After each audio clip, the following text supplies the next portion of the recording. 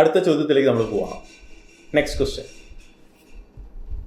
ഈ ചോദ്യം GOC 1 നിന്നുള്ള ചോദ്യമാണ്. കാർബോകേറ്റോൺ സ്റ്റെബിലിറ്റിയായി ബന്ധപ്പെട്ട ചോദ്യമാണ്. The following are the 4 molecules P, Q, R and S.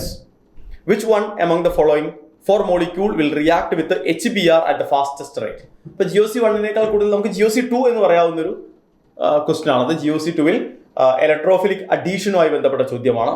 4 മോളിക്യൂളുകൾ തന്നിട്ടുണ്ട്, 4 കോമ്പൗണ്ടുകൾ തന്നിട്ടുണ്ട്. അതിൽ ഏറ്റവും വേഗത്തിൽ HBr അഡീഷൻ നടക്കുക ഏതിലായിരിക്കും? നമുക്കറിയാവുന്ന കാര്യമാണ് HBr എന്ന് പറയുന്നതിൽ H+ ആയിരിക്കും ആഡഡ് ആകുക. അതുകൊണ്ടാണ് നമ്മളിതിനെ ഇലക്ട്രോഫിലിക് അഡീഷൻ എന്ന് വിളിക്കുന്നത്, അല്ലെ? H+ ആഡഡ് ആയി കഴിഞ്ഞാൽ കറസ്പോണ്ടിങ് കാർബോകേറ്റോൺ ആയിട്ട് മാറും. അപ്പൊ ഇവിടെ ഫോം ചെയ്യുന്ന കാർബോകേറ്റോണുകളെ കുറിച്ച് ഒന്ന് ആലോചിച്ച് നോക്കൂ.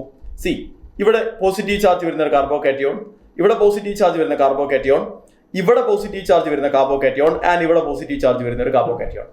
ഈ കാർബോകേറ്റയോണുകളിൽ ഏറ്റവും സ്റ്റേബിൾ ആയിട്ടുള്ള കാർബോകേറ്റയോൺ ആരാണോ അയാളായിരിക്കും ഏറ്റവും ഫാസ്റ്റ് ആയിട്ട് റിയാക്ഷനിൽ പങ്കെടുക്കുക. ഞാൻ നോക്കുന്ന സമയത്ത് ഇവിടെ ഓക്സിജന്റെ -I എഫക്റ്റ് ആണ് ആക്ട് ചെയ്യുക. -I എഫക്റ്റ് കാർബോകേറ്റയോണിനെ ഡീസ്റ്റെബിലൈസ് ചെയ്യാണ് ചെയ്യുക, അല്ലെ? ഇവിടെ പക്ഷേ ഇത് കോൺജുഗേറ്റഡ് ആയിട്ടുള്ള ഒരു കോൺജുഗേറ്റഡ് സിസ്റ്റമാണ്. അവിടെ റെസൊണൻസ് ആണ് നടക്കുക. സോ ഈ കാർബോകേറ്റയോൺ റെസൊണൻസ് സ്റ്റെബിലൈസർ ആകും. ഓക്കെ അല്ലേ?